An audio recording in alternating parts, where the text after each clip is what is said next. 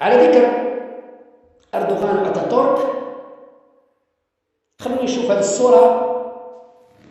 هذه الصورة من المستشفى العسكري بمسوس، وفي المدخل الرئيسي صورة رئيس الجمهورية عبد المجيد تبون.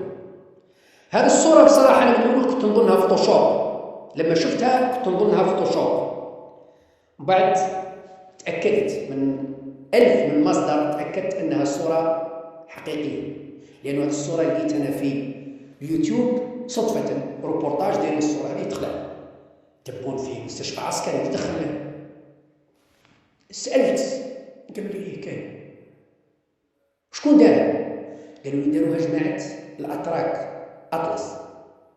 شكون هذو الأتراك؟ الشركة اللي بنات المستشفى. أيوا الشركة هذه أطلس اللي بنات المستشفى. إيه هذه الشركة أطلس هذه مش حكايتها.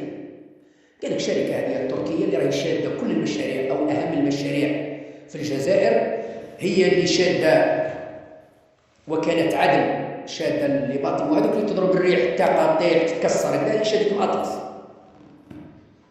شادة مشاريع